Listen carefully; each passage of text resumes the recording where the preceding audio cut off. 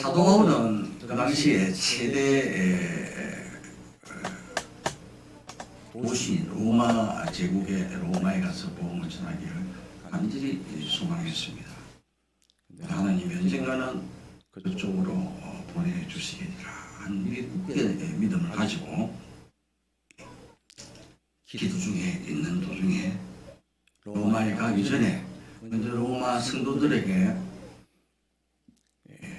기독 교리적인 면과 실천적인 면, 교훈들을 먼저 보탬이 되기 위해서 편지를 씁니다.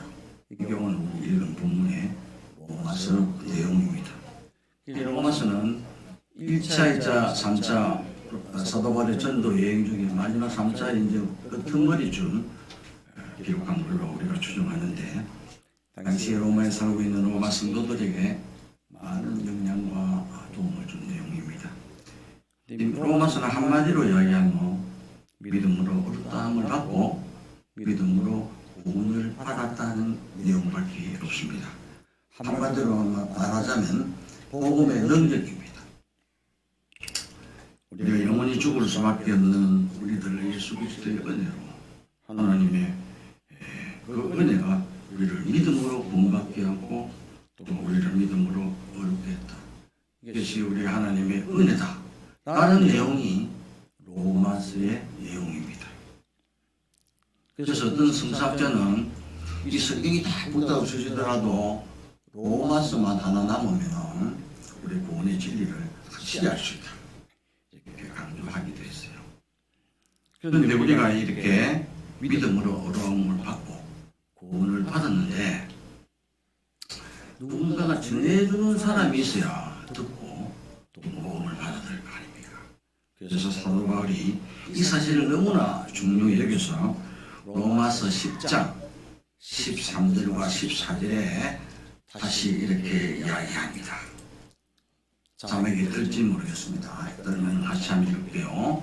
누구든지 주의 이름을 부르는 자는 구원을 받으리라. 그러나 그들이 믿지 않는 자를 어찌 부르리요? 듣지 못하는 일을 어찌 믿으리요? 전파하는 자가 없어 어찌 들으리요? 전파하는 자가 없으면 들을 수도 없고 듣기 못하기 때문에 구원을 받을 수 없다는 이야기입니다. 그래서 14절에 이어서 이렇게 합니다. 15절에는 이사야 52장을 인용하면서 아름답도다 좋은 소식을 전하는 자의 발이 얼마나 아름다운가 라고 이렇게 찬사를 보냅니다. 우리가 같은 발을 갖고 살아도 죄를 짓는 곳으로 가는 발이 있는가 하면은 이렇게 아름다운 복음을 전하는 발이 우리가 있기도 합니다. 사랑하는 성도 여러분, 우리가 예수를 믿고 구원을 받았다는 것은 축복 중에 축복입니다. 로또 중에 큰 로또를 맞은 것입니다. 그런데 이 로또를 맞았는데 이렇게 안주하면 안 됩니다. 이 복음의 귀중한 은혜를 알았기에 이 복음을 전하는 사람으로 살아야 된다는 것입니다. 그런 삶이 성경은 가장 아름다운 삶이라고 성경은 말하고 있습니다. 사랑하는 성도 여러분, 만민에게 복음을 전하는 것은 예수 그리스도의 유언입니다. 마태복음 28장 18절 20절에 복음을 전하라 하는 명령입니다. 그게 우리들의 사명이기도 하고요. 그래서 우리가 하나님의 은혜로 예수를 믿고 구원받은 것을 감사하면서 감사에 그치지 말고 동시에 전하는 성도들이 되기를 간절히 축복합니다. 아멘. 사도 바울이 자신이 구원받고 하나님의 은혜를 알게 되면서 이 복음을 전하는 일에 최선을 다했습니다. 열심을 냈습니다. 열심을 내었다 이 한마디로 부족합니다. 목숨을 걸었습니다. 그래서 오늘 본문 13절을 보면 왜 로마에 그렇게 가고 싶고 했던가? 왜 여러 번 가도록 노력을 했던가? 그것은 바로 로마에 가서 이제까지 1차, 2차 전도 여행할 때처럼 3차 연동할 때처럼 다른 도시에서 열매를 맺은 것처럼 로마에도 열매를 맺어서 다시 재생산하는 그런 간절한 소원이 있었기 때문에 이렇게 13절에 이렇게 우리말 성경으로 다시 한번 읽어보겠습니다. 형제되어나 여러분이 이 사실을 모르기를 원치 않습니다. 곧 나는 다른 이방 사람들 가운데서처럼 여러분 가운데서도 열매를 맺기 위해서 여러분에게 몇 번이나 가르치기 위해서나 뒤막혔습니다. 내가 로마를 가려고 몇 번이나 노력했는데 결국 길이 막혀서 하지 못했다고 13절에 이렇게 이야기하고 있습니다. 더불어 고린도후서 11장 24절 이하로 쭉 보면 1차, 2차, 3차 전도행 중에 사도 바울이 얼마나 고초를 겪었는가 자세히 나와 있습니다. 한번 시간이 날 때 읽어보십시오. 지금 너무 기니까 생략하고 출근 고비도 넘기고 40에 감암매를 5번이나 맞고 이런 고비를 넘기면서 그 열매는 여러 지역에 고린도 지역에 에베소 지역에 많은 교회를 세우고 구원받는 자를 구름처럼 불러들이는 그 사역을 했습니다. 그래서 그 일을 위해서 기도하고 그 일이 자기에게 준 사명이라고 사도 바울은 굳게 믿고 있었습니다. 사랑하는 성도 여러분, 우리가 하나님이 주신 은사가 많아요. 많은 은사 중에 저는 어떻게 생각하는가 하면 선교사입니다. 제일 중요한 은사가 영혼구원에 참여하는 것입니다. 우리 주된 목적은 영혼구원입니다. 우리의 사명이라면 영혼구원입니다.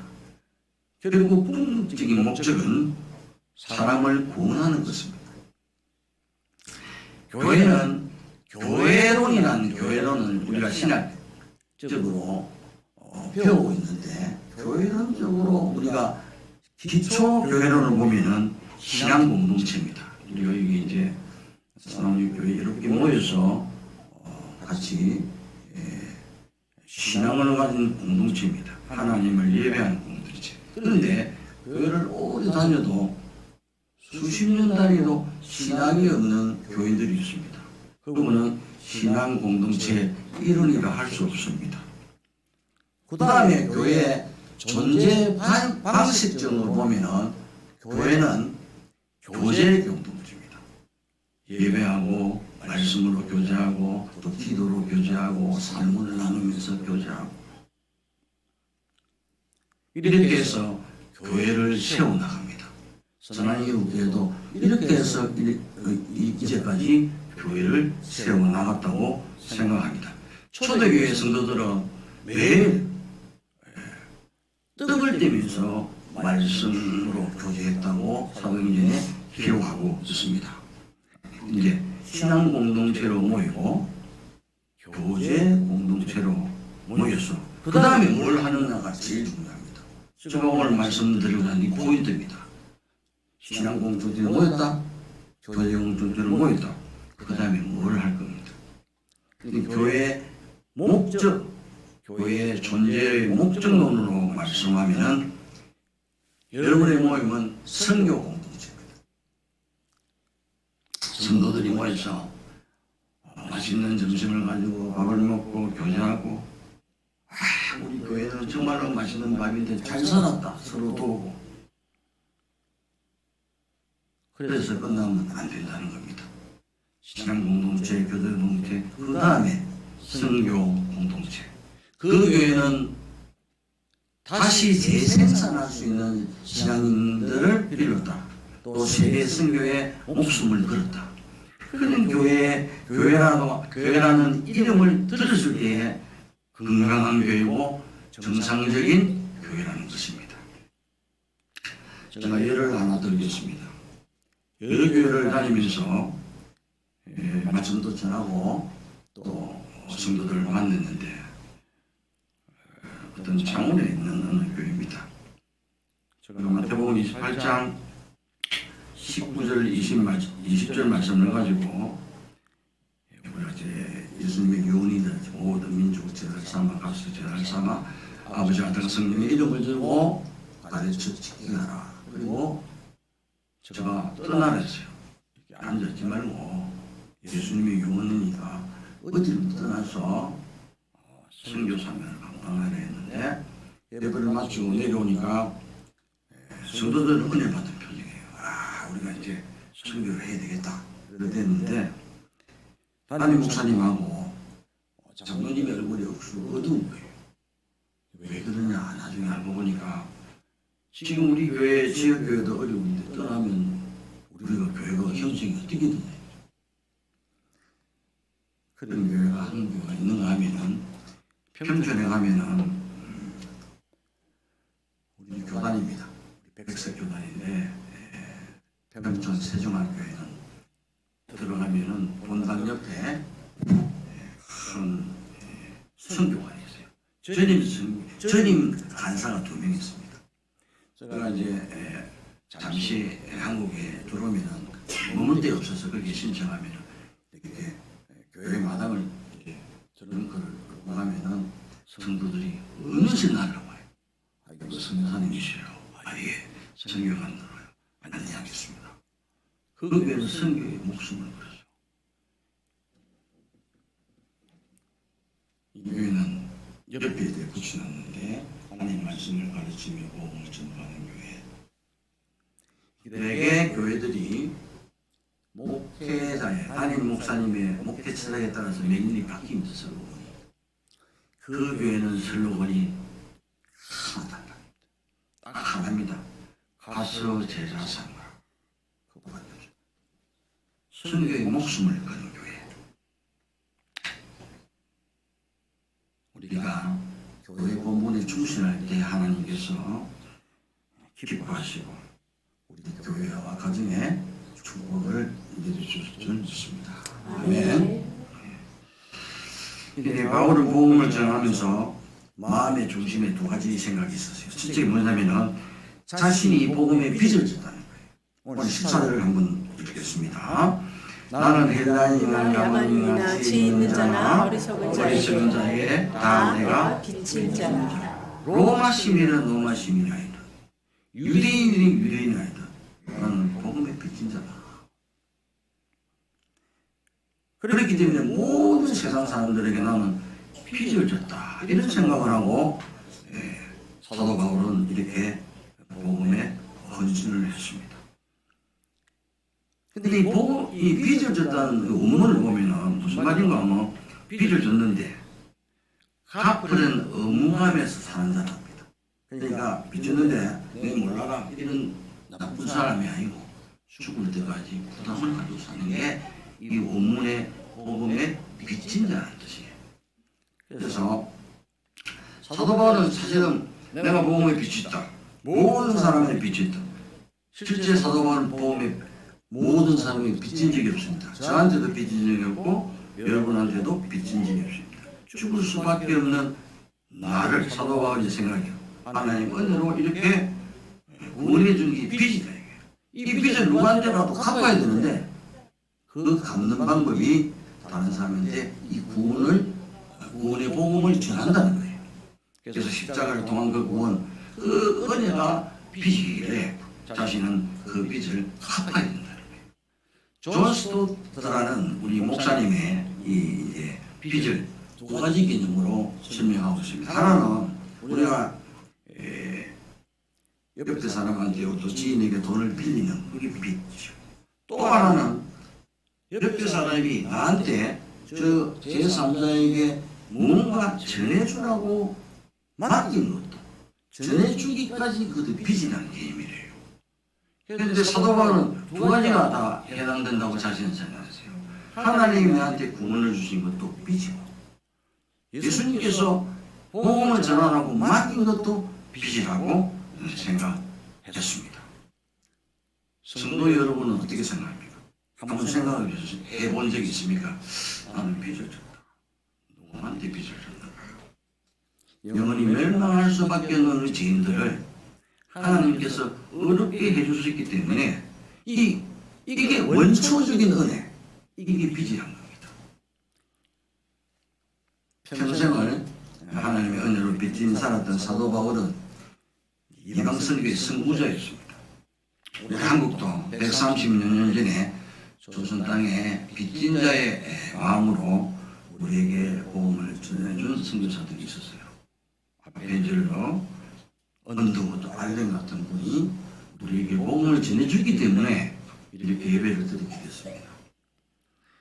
사랑하는 성도 여러분, 우리는 복음에 빚진 자들입니다. 사도발같이 복음에 빚진 자에 사로잡혀서 사는 게 바른 신앙입니다. 제가 이제 17년째 됐네요. 일본에 복음의 빚진 자로 가방 2개 들고 건너갔습니다. 원래 제가 특필에 말씀을 전하러 가려는 하나님께서 일본을 보냈어요. 대개 설교사들 이야기하다 보니까 준비한 지역으로는 안 보낸답니다.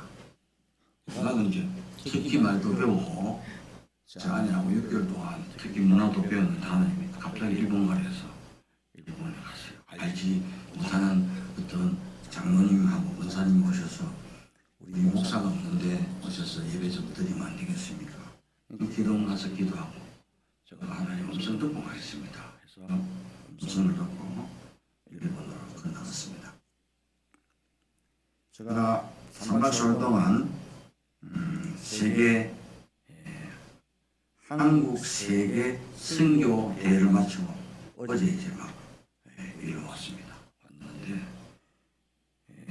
선교사들이 이제 전 세계에서 다 모여서 한 300명 모여가지고 서로 정보를 공유하고 또 강사를 세워서 우리 이번에는 주제가 차세대의 우리 선교사를 세우자. 그래서 선교사가 없어요. 우리 세대는 이제 은퇴나요. 제가 올해 목사님하고 비슷한데 저 73살입니다. 은퇴하고 이제 얼른 은퇴해야 되는데 그 다음에 이 바톤을 넘겨줘야 되는데 바톤 받을 사람이 없는 거예요. 그래서 이번에 타이틀이 차세대를 세우자.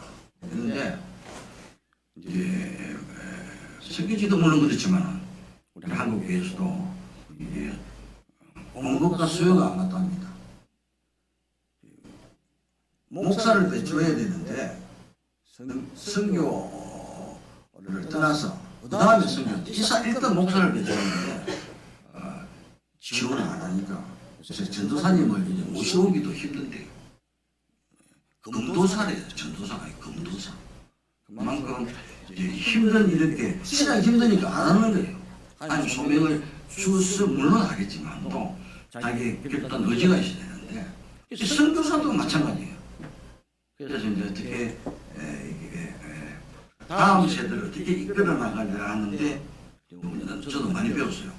이제 우리가 MZ 세대를 했는데 밀레니엄 세대, Z 세대, 요즘은 알파 세대.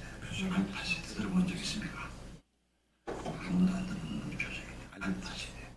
알파 세대는 남의 말을 안 듣는데 이게 지금 알파 세대가 2010년 이후로 태어난 세대. 주일학교 학생들.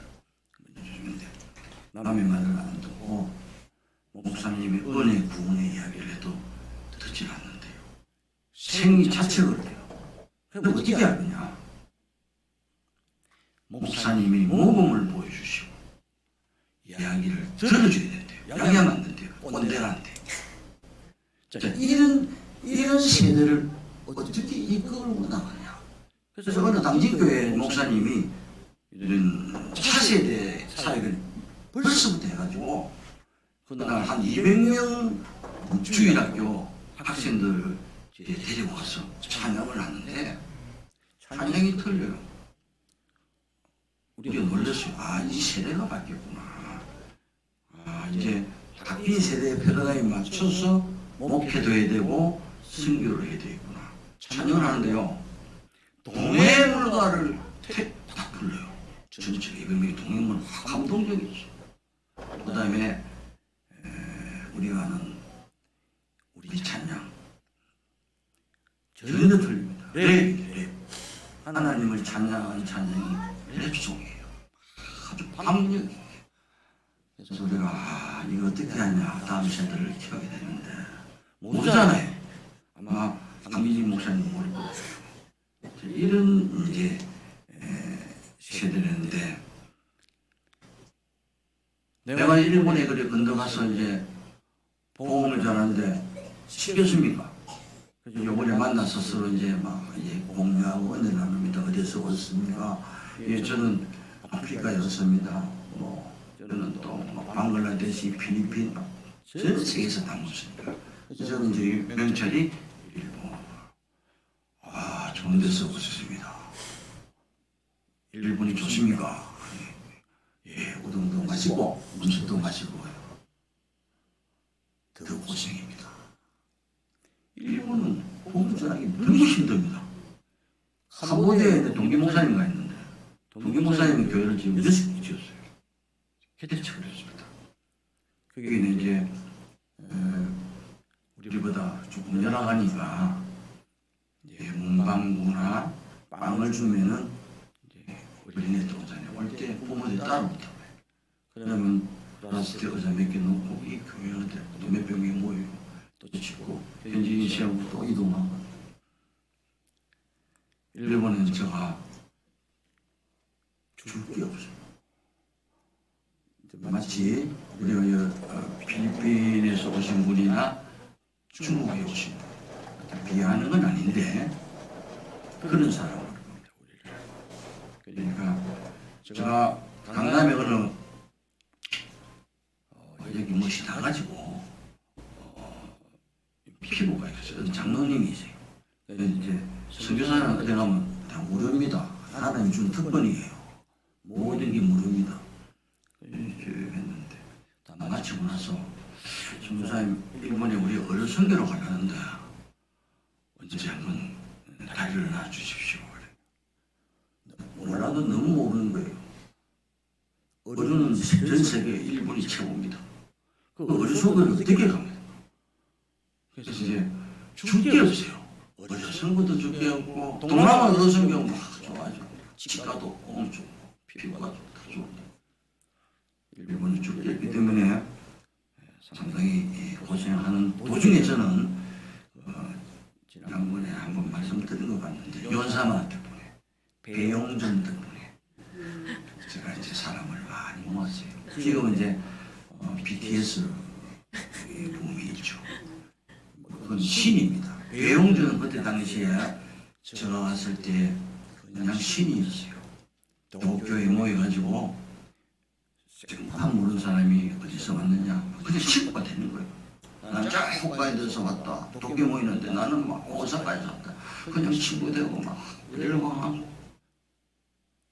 우리 저는 이제 문화사역을 했어요. 처음에 힘들어가지고 교회를 하기 전에 문화사역을 할 때 동경에 갔다 온 사람들이 많았어요. 어디 갔다 오면 연사만 보고 갔대요. 그러면 가면은 왕복 비행기에 대한 호텔장 한 게 없어요. 비용은 한 게 없어요. 그렇게 어려운 곳에서 이제 복음을 전하게 됐는데 그것도 다 하나님의 은혜라고 생각합니다. 제가 이제 많은 열매를 맺지 못했지만은 제가 한 100명 되는 에베소 선교 문화원에 수강생들이 왔어요. 100명이라면은 여러분들이 1000명, 10,000명 모였다 생각하면 100대 1이니까 그분들을 이제 붙잡고 한국어를 가르치면서 또 한국 문화, 제 아내가 김치도 담고 이런 문화를 도구 삼아서 복음을 전하는데 여기 모여서 예수 믿으세요. 다 도망가니까 희망자만 모여서 성경 공부관을 따로 만들었어요. 희망자. 내가 이제 목사다 선교사다 소개를 반드시 하고 하니까 그래서 거기서 우리가 신구약을 다 떴어요. 충실한 우리 멤버 5명. 지금도 연락하면은 목숨을 오합니다. 나머지들은 죽쟁이들 그냥 뭔가 맛보러 한국어 문화를 맛보러 오는데 그래서 이제 조금씩 변해가는 모습들이 우리에게 보입니다. 제가 이제 일본에 건너가 가로서 선교사로 전선하면서 간 짤막한 이야기입니다. 두 번째로 16절에 보면 사도 바울은 복음을 부끄러워하지 않는다는 것입니다. 당시 상황은 복음을 상당히 부끄러워해야 될 상황이었어요. 고린도 전서 1장 23절에 보면 이렇게 제가 읽겠습니다. 복음은 유대인에게는 끓이기는 것이요 이방인에게는 미련한 것이라고 경고하십니다. 그때 당시에 유대인을 믿으면 미련한 사람이다. 그건 떨떨하게 생각했어요. 그때 당시 로마인들은 미련한 것들, 미개인들, 열등한 무리 아주 비하했어요. 우리가 처음에 천주교 먼저 들어왔죠. 그럴 때 우리 야수교였어요. 야수교. 지금도 우리가 현재에도 예수 믿는 사람은 흔히들 예수쟁이 하잖아요. 이렇게 비하하듯이 또 사도 바울 그때 당시에도 예수를 믿는다, 그리스도를 믿는다 하면은 유대인들도 비하했습니다. 하나님을 믿으면서 예수님을 인정 안 해줬으니까. 그때 당시에는 로마인들은 권력을 자랑했어요. 전 세계를 지배하니까. 그리스인들은 지식과 문화가 그때 그리스 문화가 창대했으니까. 로마인들은 유대인들은 율법주의니까. 율법이 우울하다. 우리는 우울한 민족, 선민의식을 갖고 있는. 그러니까 예수를 믿는다면은 전부 다 비천한 사람은 아닌가. 이 로마 제국에서 이제 사도 바울이 막 외쳤어요. 유대 땅 이름 없는 나사렛에서 태어난 목수 아들 예수만이 십자가에 달리신 예수만이 유대의 유일한 구원자라고 그때 당시에 미련한 자라고 대우를 받으면서 외치기 시작했습니다. 저 부끄러움을 느끼지 않고 복음을 위해서 외쳤습니다. 이 부끄러움이라는 단어를 내가 말씀 준비하면서 생각이 났는데, 제가 우리 어머니가 저를 42살에 막내로 넣었어요. 42살이니까 요즘은 42살이면은 이렇게 신장경하니까 그럴 수도 있는데 그때 당시는 아주 어머니가 할머니 같았어요. 학교 가면은 다른 어머니 젊은데 우리 어머니가 늙어서 부끄러웠어요. 근데 세월이 이제 가면서 성장하면서 우리 어머니 권사님 100세에 돌아가시는데 우리 어머니 기도의 용사구나. 나의 자랑이었어요. 우리 어머님은 문남주 권사님은 나의 자랑이고 나의 기쁨이었다. 사도 바울도 동일합니다. 사도 바울 처음에 예수 믿는 자를 핍박했습니다. 결국 나중에 다메섹 도상에서 부끄러진 후에 복음을 오늘 말씀대로 복음을 부끄러우지. 내가 우리 어머님 성장해서 내가 어머니를 부끄러우지 않았듯이 사도 바울도 복음을 부끄러우지 않았습니다. 이제 부끄러워하지 않은 이유를 세 가지를 본문에서 말하고 있습니다. 이 세 가지를 한번 나눠보겠습니다. 16절에 한번 읽어보겠습니다. 내가 복음을 부끄러워하지 않나니 이 복음은 모두 믿는 자에게 구원을 주시는 하나님의 능력이다. 할렐루야. 능력이 된대요. 왜 부끄러워하지 않는가 하면 이 복음 안에 구원의 능력이 되는데 이 능력이라는 게 헬라 원어가 듀나미스입니다. 이게 우리 영어의 다이나마이트의 어원입니다. 능력, 폭발력을 가지고 있다. 이 복음에 나타난 능력은 십자가 은혜에 나타난 이 능력은 인간을 구원하기에 다이나마이트 같이 강한 폭발력을 가지고 있대요. 지금까지 한 번도 알지도 듣지도 못한 우리가 큰 폭발적인 능력이 이 복음에 들어있대요. 힘을 자랑하고 지식과 문화를 자랑하고 율법을 자랑해도 이것을 가지고는 하나님의 구원을 이룰 수는 없다. 그래서 사도 바울은 이 복음을 부끄러우지 않는다고 이야기했습니다. 두 번째로는 복음을 부끄러워하지 않는 이유는 하나님의 의를 나타낸다고 합니다. 17절 보겠습니다. 복음에는 하나님의 하나님의 은혜가 나타나서 믿음으로 믿음에 이르게 하니 기록된 바 의인은 믿음으로 살리라 함과 같으니. 의인은 믿음으로 살리라. 많이 들어본 어디 성경 구절 아닙니까? 이것은 하박국이 하나님에 대해서 불만을 털어놓을 때 하나님께서 그에 대한 대답을 우리에게 주신 거예요. 자, 하나님께서 사도 바울이 이제 사도 바울은 하박국이 잘못했네요. 하박국이 하나님에 대해서 질문할 때 하박국이 이렇게 하나님 이스라엘 백성이 우상 숭배하고 잘못했습니다. 그건 인정합니다. 그러나 우리보다 더 악하고 못된 나라를 들어서서 우리를 이렇게 고생시키고 치리하면 어떻게 합니까? 바벨론이 그 당시에 아주 악한 세력이었잖아요. 그때 하나님께서 이제 이 대답을 주신 거예요.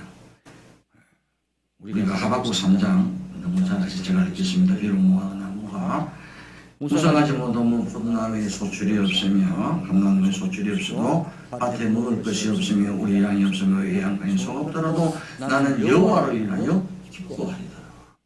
구원의 하나님을 인하여 기뻐하리로다 하면서 하박국 선지자에게 말씀했을 때 하박국 이 말씀을 가지고 다시 용기를 일으키고 모든 민족하고 이스라엘 백성들에게 말씀을 선포했던 겁니다. 그래서 의인은 믿음으로 사는데 어떤 상황이라도 나는 살 수 있다. 이 말씀이 이 하박국의 오늘 말씀입니다. 의인은 믿음으로 말미암아 살리라. 마틴 루터도 이 말씀을 가지고 종교개혁을 했습니다. 오직 믿음, 솔라 피데. 마틴 루터가 종교개혁에 5가지 있습니다. 오직 믿음, 오직 성경, 오직 은혜, 오직 그리스도, 오직 하나님의 영화. 그 중에 한 가지가 오직 믿음입니다. 그 중에 한 가지입니다. 그런데 이 말씀이 있기 전에 오늘 이 로마서 말씀대로 복음에는 하나님의 의가 나타나는 거예요. 그래서 자기가 부끄러워하지 않는다. 16절, 17절을 본문을 제가 보면 이렇게 되어 있습니다. 제가 읽겠습니다. 왜냐하면 복음을 부끄러워하지 않습니다. 왜냐하면 이 복음은 모든 믿는 자에게 구원을 주시는 하나님의 능력입니다. 또 17절에 가서 왜냐하면 복음에는 하나님의 의가 나타나서 왜냐하면이 3번 나와 있습니다. 부사가 강조하는 부사가 왜냐하면 3번이야. 보통 3-4번이다 하잖아요. 강조하는 부사가 나와 있는데 우리 개혁 성경에는 빠져 있습니다. 없습니다. 왜냐하면이 없습니다. 결론적으로 하나님의 의가 나타나기 때문에 나는 복음을 부끄러워하지 않는다는 것입니다. 그 다음에 3번째, 부끄러워하지 않는 이유는 믿음으로 믿음에 이르게 하나니 했습니다. 복음이 내 안에 들어가 구원을 받았는데 내 믿음이 내 믿음으로 이르게 한다. 이게 무슨 말씀 같습니까? 내 믿음이 내 믿음으로 이르게 한다. 상당히 어려운 이야기죠.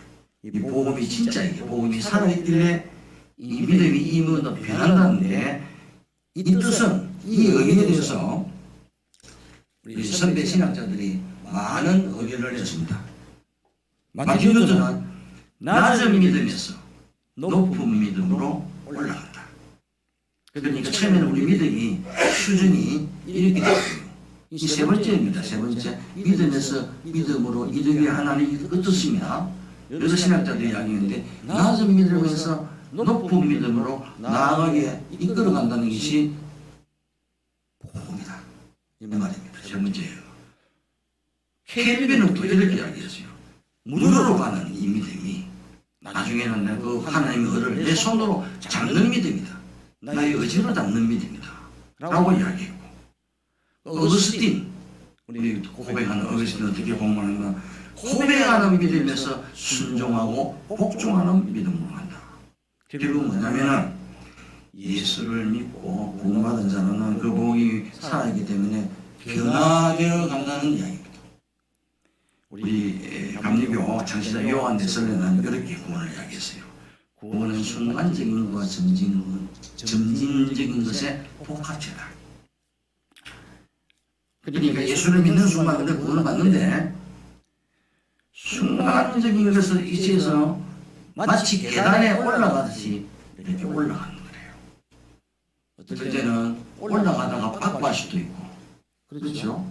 여러분들 이 신앙생활하면서 신앙이 마냥 올라갑니까?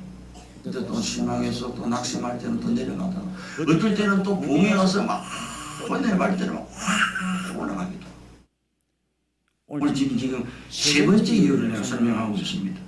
그러나 올라갔다 내려갔다 하더라도 결국은 계단을 올라가듯이 믿음은 성장해 간다는 이 뜻이 세 번째 의에 나타난 믿음이다 이것입니다. 그래서 이걸 다 통틀어서 구원이다.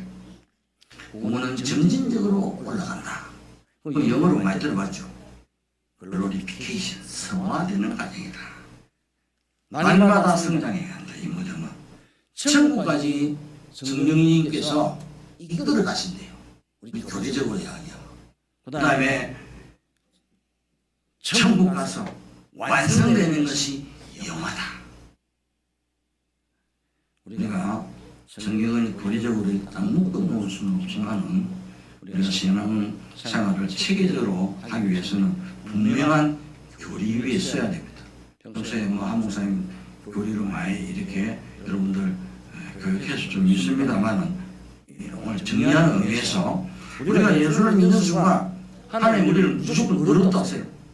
죄를 짓든 안 짓든 의인이든 무조건 우리를 의인이란 의인. 그 다음에 그걸 갖다 우리가 신학적인 말로 신이 의인이다 부른다. 그걸 우리를 의인이란다. 근데 천국은 의인만 들어갈 수 있으니까 공짜로 우리를 의인이라고 받았어요. 안 그러면 죄인은 천국에 들어갈 수 없으니까 그것을 우리는 거듭났다라고 생각합니다. 중생했다. 중생 다시 태어났다. 자, 중생하고 외에는 내가 그리스도 안에 그리스도가 내 안에 하나가 연합되는 역사가 일어난 단계로 갑니다. 그 다음에 또 어떻게 되냐? 하나님이 우리를 하나님의 자녀라는 권세를 우리에게 주신다. 이런 단계가 가는 것이 이 모든 것이 이 단계가 동시에 일어난다는 거예요. 동시에. 어렵다함을 받고 거듭나고 연합되고 하나님 자녀가 되는 권세 이것이 동시에 일어나는 것을 복음의 능력 오늘 이 본문에 있는 복음의 능력이에요. 사도 바울은 많은 사람을 핍박했습니다. 복음을 받아들이기 전에 스데반 집사가 죽는 장소에도 사도 바울은 그 장소에 있었어요. 그가 예수를 만나고 나서 변해서 이렇게 외치는 난 뭐래도 복음이 좋다. 나도 한때 복음을 믿는 사람을 미친 사람에게 했다. 그러나 나는 복음을 부끄러워하지 않는다. 왜냐하면 복음에는 구원하는 능력이 있고 하나님의 의가 나타나서 우리를 의인으로 성장시키고 의인으로 불러주고 또 나를 성장시키고 계단을 올라가듯이 성장시키시기 때문에 나는 복음을 부끄러워하지 않는다. 그러면서 디모데후서 4장 2절에 이렇게 말씀합니다. 너는 말씀을 전파하라. 때를 얻든지 못 얻든지 항상 힘쓰라. 그런 말씀으로 또 우리에게 정리를 해 주었습니다. 제가 일본에 가서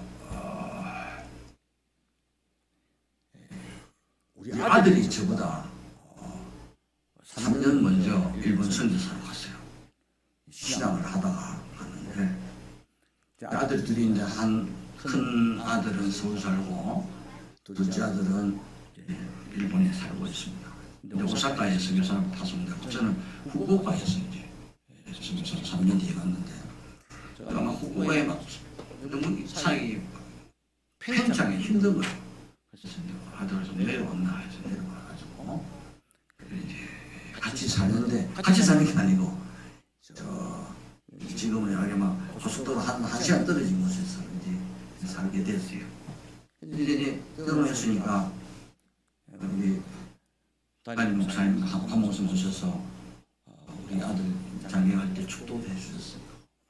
그래서 이제 그 아들이 이제 세월이 흘러 애를 낳는데 이제 우리 서울에 내가 이제 서울에 있는 큰 애는 딸을 낳고 일본에 있는 아들은 아들, 딸 이렇게 낳았어요. 이름을 지어주는데 요즘은 뭐 젊은 세대들은 자기가 이름 지은다는데 우리는 옛날 세대라서 할아버지가 이름을 지어줘요. 이게 아주 보수적인 생각이거든. 이제 나는 더 이름을 바꾸려도 이제 놓을 수가 없어. 애들이 안 놓으니까 그런 지나간 이야기인데 예자로 돌렸어요. 예자. 하나님이 이제 우리 큰 손주가 딸이니까 예지라 지었어요. 예수님이 지를 닦아라. 성경 물주도 주고. 이제 둘째가 이제 요즘 다 알잖아요. 아들이 일본에 있는. 그래서 이제 이름을 내가 예자 돌림을 많이 만들어놨어요. 그다음에 예승이 예문이 만들어놨는데 근데 어느 날 그런데는 우리는 이제 우리 집안에는 이제 이름을 좀 극적인 맛을 느끼려고 태어나면 이름을 줍니다. 아니 이름을 안 주지. 그래서 이제 태어나면 이름을 준다 이제 기대하고 있는데 어느 날 연락이 왔어요. 아버지 지금 아무래도 병원에 가야 되겠습니다. 그래. 근데 내가 그 동네가 기타 출신인데 내가 후쿠오카에서 2시간 고속도로 가야 돼. 이제 알아서 갈게. 근데 병원에 갔다니까 근데 애가 나오겠죠. 그래서 이제 이름을 이렇게 예승이라 지었어요. 예승. 무슨 애니까 예수님의 성품을 닮아라. 예승이라 지었어요. 한참 가는데 하나님 이렇게 말씀하시는 것 같아요. 이 선교사인데 예승이라는 이름이 마음에 안 든다. 꼭 그 예자 돌림을 꼭 해야 된다. 다른 거 해라. 뭐가 좋을까요? 운전하고 가는 도중입니다. 이 길로라 해라. 이 길로 오라 해봐. 이 길로. 예수님께서 나는 길로 생명이네 나로 말했지 않고 아버지께 갈 자가 없느니라. 이 길로 가라. 그래서 내가 이 길로라 지었어. 내가 이준수잖아요. 성이 이 뒤에 길로라 지었어. 그래서 아버지 이름 주세요. 이제 애기가 나왔대. 가는 도중에. 그래서 내가 그래 이 길로라 해라. 이제 아들이 손주가 이 길로가 됐어. 근데 이제 병원에 도착하니까 일본은요 우리는 막 중재하잖아요. 일본은 근데 신발 신고 들어가요. 애기를 낳았는데도 들어오래. 그래서 며느리가 금방 애기를 낳았는데 건강하게 아이고 아버지 없었어요 하고 누워있는 거예요. 그냥 애기는 옆에 있고. 그래서 이제 너무 좋아서 이제 그래도 봉투를 하나 마련해갖고 아이고 아가 수고했다 축하한다 하면서 그래 이름이 마음에 들지 이러니까 얼굴이 그래서 이제 우리 아들들이 보면서 야 이름 맞췄나 이 길로 선교사 손주가 이 길로가 돼야지. 그러자 정시간이 있어요. 그래서 이제 밥 먹으러 이제 며느리는 한자니까 있고 애들이 밥 먹으러 나가는데 우리한테 밥을 안 먹는 거예요. 그래서 내가 눈치를 조금 챘지. 뭔가 이게 마음에 안 들구나. 아주 효자입니다. 우리 장남보다 차남이 효자예요. 그래서 온유예요. 온유야. 이름 마음에 안 들어. 그러니까 바로 막 기다리듯이 마음에 안 듭니다. 그래 그러면 이름을 바꿔줄게. 난 준비를 많이 해놨으니까 이제 금방 안 주고 받았어. 밥을 다 안 먹고 왔어요. 그래서 그래 그러면 이름을 예승이라 해라. 예승 예수님의 성품을 담다. 그러니까 얼굴이 확 이제 예자 같은 예자 위에는 예지고 밑에 동생이 이제 걔는 사촌이니까 형님의 예지고 예승이 예자 돌림에 예수님의 성품 너무 좋은 거지. 그래서 나중에 이제 알았는데 내가 이제 고속도로 달려가면서 이 길로라 해라니까 우리 작은아들이 큰아들은 서울에 있는 큰아들한테 전화를 걸었대. 형 아버지가 이름을 이 길로라 하는데 형 어떻게 생각하노? 그러니까 어떤 큰 놈이 하는 말이 그거는 너무 헛되거다. 저끼리 이야기가 딱 끝난 거야. 이게 안 맞다 이거지. 그러나 지금도 나는 저녁마다 기도할 때 하나님 이 길로를 일본 열도를 뒤엎는 봉사로 살만. 그래서 이제 한 번씩 이제 만나잖아요. 이제 장날 집에 가면 이제 길로야. 좀 절실하지. 길로야. 그때는 또 여성아 이럴 때 교육이 너무나 중요합니다. 진짜 유치원에 커서 뭐 될 거야 목사님 이걸 또 계속 바뀌면 안 된다. 계속 만나려면 뭐 될 거야 목사님 오케이. 진짜 제가 씨를 뿌리는데 열매를 보더니 내 3세대에서 거두기를 원하는 거예요. 그런데 뭐 될 거야 목사님 하면은 우리 아들하고 며느리 얼굴은 되게 불편해하고 있어요. 싫은가 봐. 선교사가 나갔는데도 힘드니까 목사하는 거 보고 힘드니까. 그러나 나는 지금도 이 길로입니다. 저가 예성이 부르든 말든 나는 이 길로 정말 하나님 이 길로가 일본 열도를 뒤엎는 부흥사가 되어주십시오. 일본 열도를 뒤엎는 한국 부흥사가 없어요. 실제로 일본에서 신앙을 하면 자유주의 신앙입니다. 천국 올라가는 길이 여러 군데 있대. 그리고 설교 시간에 UFO 이야기 나오고 본문하고 아무 관계없는 이야기도 하고. 일본에서 신앙하는 목사들은 노예 때 술 마시면서 노예를 해요. 이게 목사입니까? 그래서 내가 무조건 너는 크면은 대학 마치고 일본에서 대학 마치고 한국에 총신에 들어가서 목사 백석할까요? 백석이 일어나서 목을 시켜서 여기서 신앙을 단단히 하고 나중에 다 신앙이 바탕이 됐을 때 일본 열도를 뒤엎는 봉사가 되라. 수십 년 전에 내 할아버지가 여기서 고생의 자리에서 한번 해봐라 하는 마음으로 우리 집 이야기를 잠깐 들려드렸습니다. 이게 선교사의 가정의 이야기입니다. 말씀을 정리하겠습니다. 복음에는 능력이 있습니다. 복음에는 힘이 있습니다. 이 복음 진짜 우리를 구원할 뿐만 아니라 우리를 하나님이 원하시는 모습으로 바꿔가는 능력이 다이나마이트 같은 폭발력이 우리 속에 있기 때문에 사도 바울은 복음을 부끄러워 잘해줍니다. 사랑하는 성도는 복음을 부끄러워야 됩니까? 어떤 분은 교회 올 때 이 성경을 이렇게 차고 못 옵니다. 저는 어릴 때부터 내 모태신앙에 성경 차고 다녔어요. 그런데 어느 순간에 한때 성경을 숨기고 다닌 적이 있었어요. 그렇죠. 근데 성경이 있긴 있어요. 한때 내가 잘 나가다가 이제 돌아갈 때도 있었어요. 나도 주일학교부터 쭉 커봤었는데 근데 당당하게 성경을 끼고 이 교회는 성경을 끼고 당당하게 오시는 성도들이 됐으면 좋겠습니다. 물론 전도가 어렵습니다. 전도가 우리 전도를 해야 되는데 전도든 선교든 광야의 선교, 격의의 전도잖아요. 무조건 전도를 해야 되는데 어렵죠.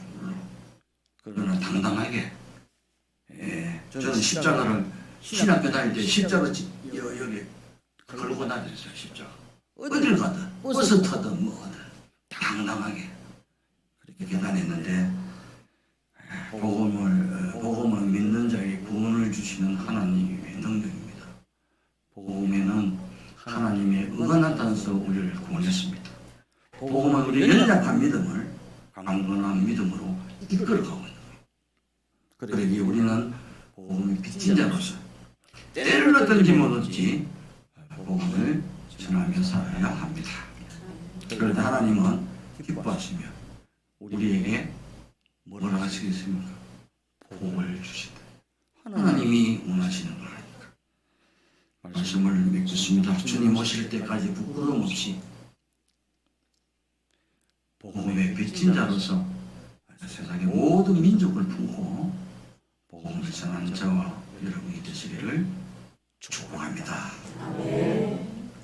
한번 찬양을 했으면 좋겠는데 준비되어 있습니까?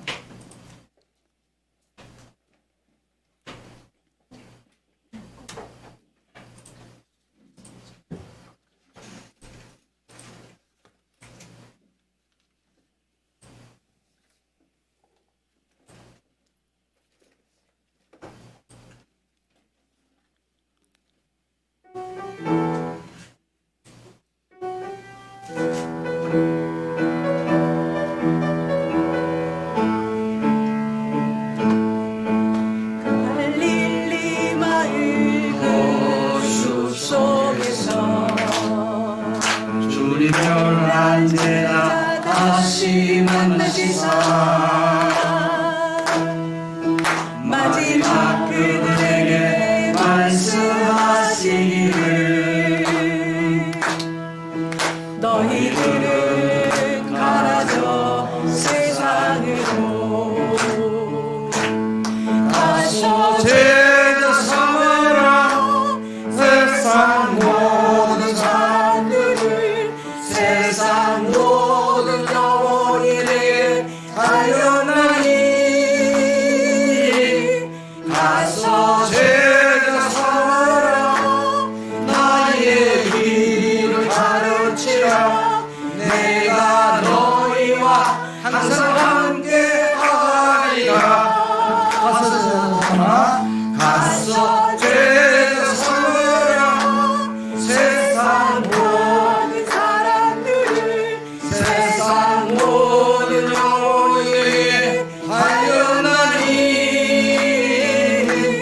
가서 제자 삼으라 나의 길을 가르치라 내가 너희와 항상 함께하리라. 살아계신 아버지, 부족한 종을 통해서 복음 빚진 자를 어떻게 살아야 할지 말씀해 주시니 감사합니다. 주님 오실 때까지 모든 민족을 품고 가든지 보내든지 하는 선교사가 되게 축복해 주옵소서. 감사합니다. 예수님 이름으로 기도합니다.